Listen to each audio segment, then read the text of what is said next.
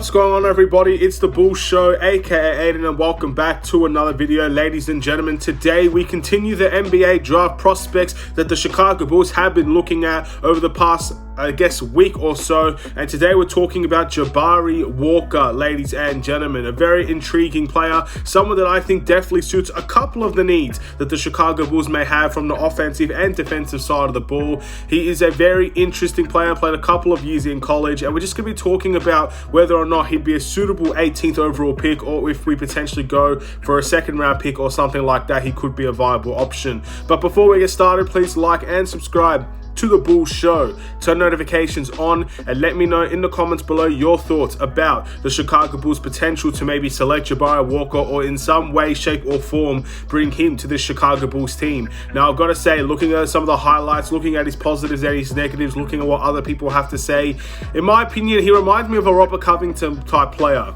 a guy that can knock down the three-point shot with a decent efficiency, someone in that is mainly going to be an off-ball player, probably sit in the corner, can get into the paint and score from there as well, but mainly be a 3-and-D type of player. That's really what I see out of Jabari Walker. He did play for Colorado, ladies and gentlemen, and looking at his season averages, playing 33 games, he averaged 14.6 points per game, 9.4 rebounds per game, 1.2 assists per game, shooting 46.1% from the field and 34.9% from the three-point line. Now, you might be looking at that three-point percentage and say, he might not be the best three-point shooter out there. If you're looking at his previous season in respect to that three-point line, he made well over 50%. So it does kind of balance it out at around 40% from the three-point line. Very, very interesting player type, a very interesting type of player here. Again, someone that I can truly see 3-and-D aspects from, and he fits a lot of needs. Let's be honest, he does. I think he's a decent defender.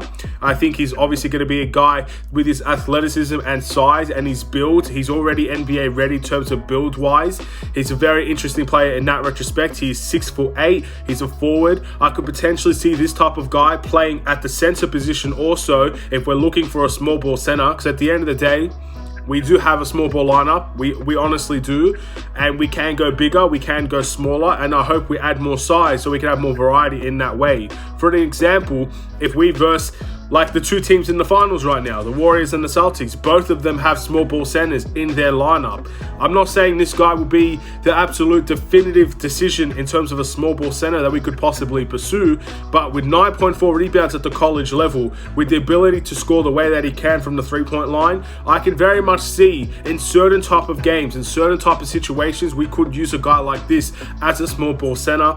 But obviously, 3-and-D type of player, someone that will be open from the three-point line, be able to shoot it, not going to be able to play make for everybody. He only averages 1.2 assists, which isn't bad, but he's not going to be a playmaker. He's not going to be an on-ball player for the most part. He's going to have plays created for him, and he's going to be an impact player off of the ball, and again, being able to play on the defensive end. He's a very intriguing player. Looking at his steals and blocks percentages, 0.7 steals per game, 0.7 blocks per game, so those don't scream out amazing numbers to you, but if you do watch him, you can clearly see as a one-on-one basis defender, and of course even in the help defense department also.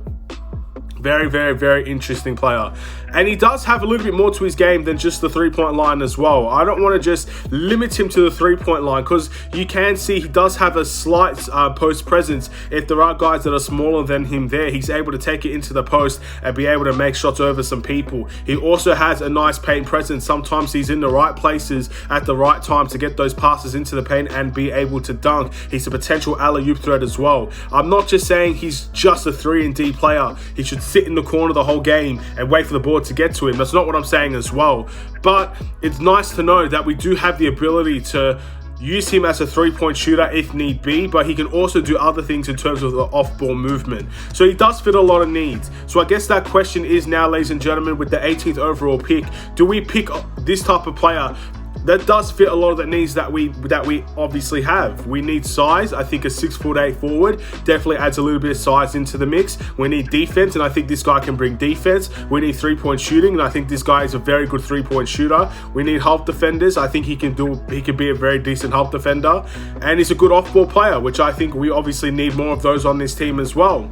He can do a little bit of everything. I don't think his stats scream out to anybody. I don't think he's elite in one way and not elite in another way. I think he's a good overall player, an impact player, ladies and gentlemen, a 3-and-D player.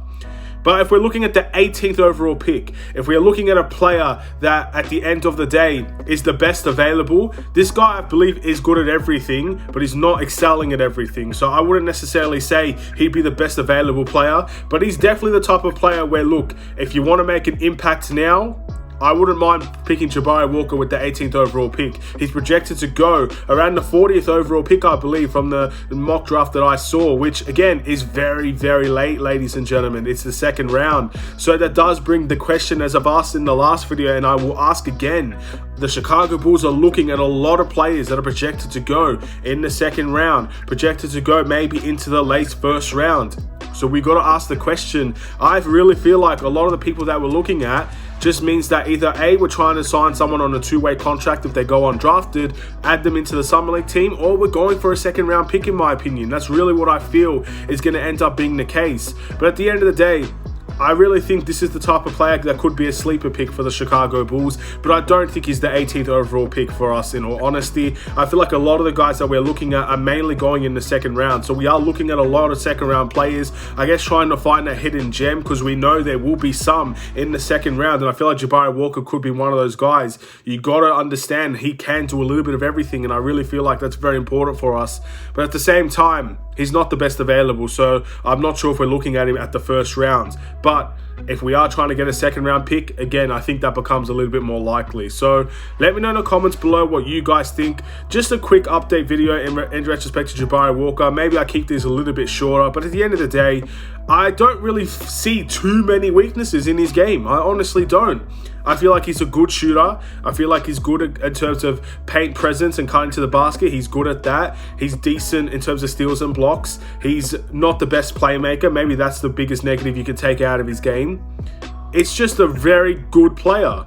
Not the best, not the greatest, not the one with the highest potential. Just a good player, a good 3-and-D player. And I feel like at the end of the day, that definitely isn't something I'd be mad at if we select him. But of course, if we're looking for the best available, I don't think he's going to be the one that people would mention. But at the same time, I could be wrong. Let me know in the comments below your thoughts about Jabari Walker and what do you think he could bring to this Chicago Bulls team if he was selected, or we do sign him in one other way, form or fashion. Thank you for watching. Please like and subscribe if you're new. Continuing down the list of, I guess, selections, ladies and gentlemen. Hopefully by the time the draft comes, we'll have most of the people that we want, or we are linked to, or we've done workouts with, discussed, talked about, and we could just get ready for the NBA draft and get ready for what we could be able to possibly do on that night. It's going to be a very interesting night when it occurs, and I can't wait to see what the Bulls have up their sleeve in terms of picking a hidden gem, picking the best available, maybe picking a good all-around player, stuff like that.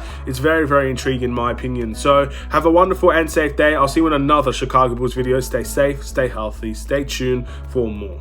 Take care.